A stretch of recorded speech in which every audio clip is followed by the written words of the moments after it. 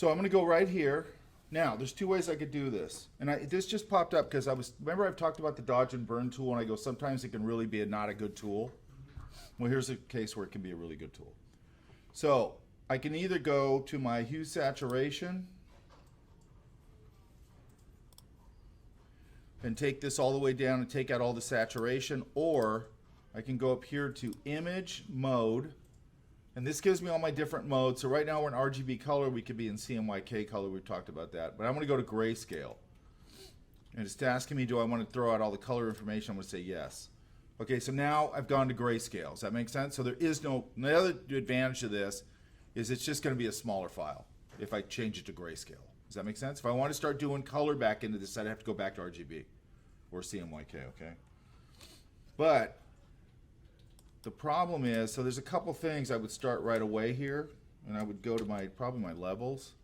What are you trying to do with the photo? I was transferring to black and white.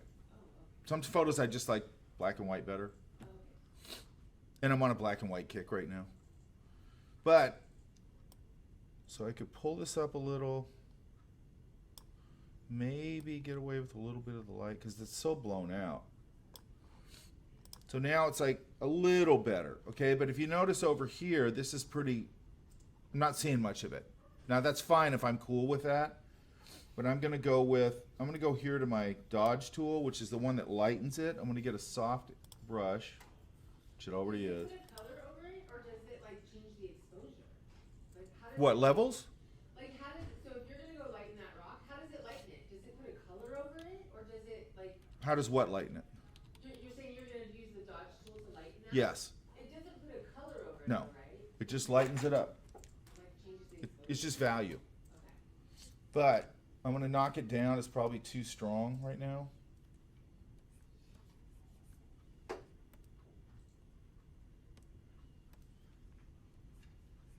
And you see how it's starting to pull that detail back out of that rock? You see that? I can come over here. So let's overdo it. Right now I have it at 14, the exposure. See how? Now it's too much, right? But what the interesting thing is, if you drop the exposure down, I can just pull up, still keep the deep darkness of it, but I can pull up a little more information in it. So it doesn't just feel like I underexposed it or whatever, right? So I'd probably just pull a little back in. I got to be, tasteful about it and just leave it at that. But it's really good for that, okay? Now I could come in here also and maybe come in here and hit some of these things in the foreground like this, just a tiny bit. Because I might want to separate it. It's at 100, that's why it's too much. I want to separate some of this stuff a little bit, really subtly, and you're not really going to notice it, okay? The other thing I could do is I could do the opposite. I'm going to lighten that up a little bit. I was looking at another one. I didn't bring that one, that picture. But I had another picture where in the distance I was going, because I might go, well, now I want to go maybe out here. I might want to lighten that up a little bit. Maybe the road here in the foreground, just barely.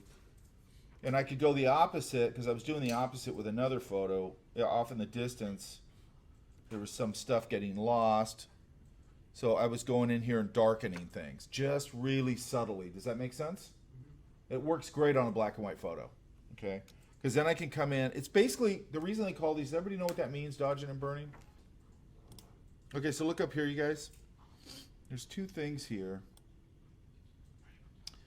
Okay, so where you have your quick selection tool and your magic wand tool, you also have an object selection tool, okay? Now, I'm gonna click that, and when I go up here now, I get two options on how I'm gonna,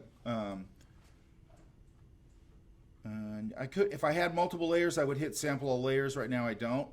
I'm gonna pick, so I can pick either a rectangle or a lasso tool. Does that make sense? Okay, to use this tool. And then I'm just gonna go on here, and I'm gonna get, I like to just get as close as I can to whatever it is I'm trying to select. You can see there's a watermark on this person. It's because I just got this off the internet.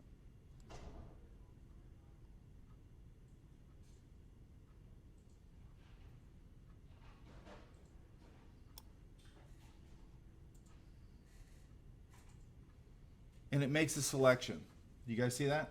Now, if you notice, sometimes it's like super spot on. I could adjust it here. I'll get into that later. It's missed a little up there, but overall, for picking somebody out of such a complex background, it's not bad, right? Yes? So look up here for a second.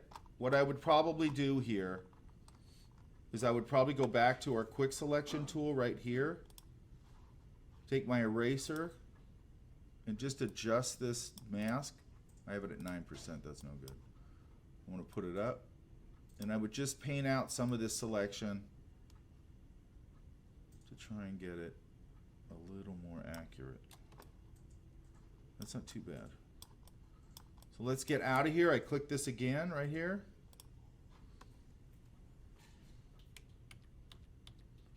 And I'm going to go, Command C, Command V. And now we've got our isolated, right? Now sometimes this tool will work really good, okay? Or it works really good as a starting point and I go back in and I tweak it like using my quick mask or something like that, okay? So I'm going to go back in here. I'm going to go to rectangle.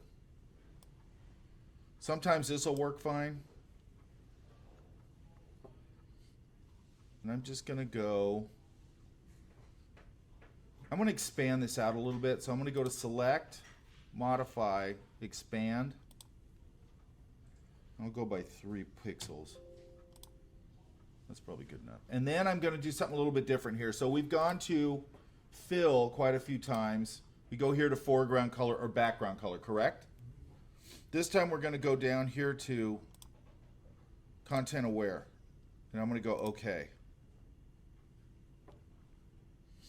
And you can see it basically just takes her out of it. Are you recording this? Uh-huh.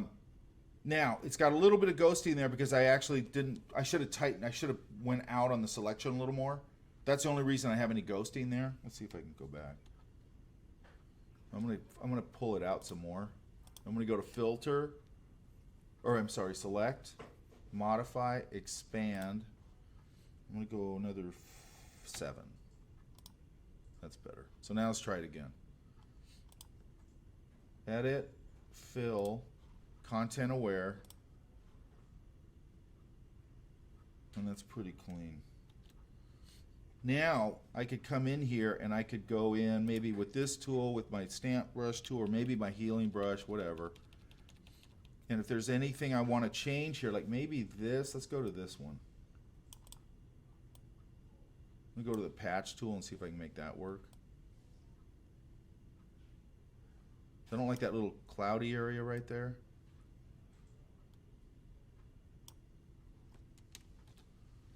You know, and I can start, you know, manipulating a little bit. That actually works pretty good. Does that make sense? So now I got this person here on their own, and I can do stuff with her. You know, I can start to, you know, alter this quite a bit. Does that make sense? Yeah. Especially once you put her back over, this back here works fine, right? So, you know, variety of tools to do the same thing, right? So make sure when you're using these, this is the thing with these fast tools, like the quick mask, or not the quick mask, the object selection tool, which is this one we just used to select her. A lot of times they got to be used in conjunction with another tool. Does that make sense? They're not usually 100% perfect. Sometimes they are. I mean, that first one it took out was pretty good, right?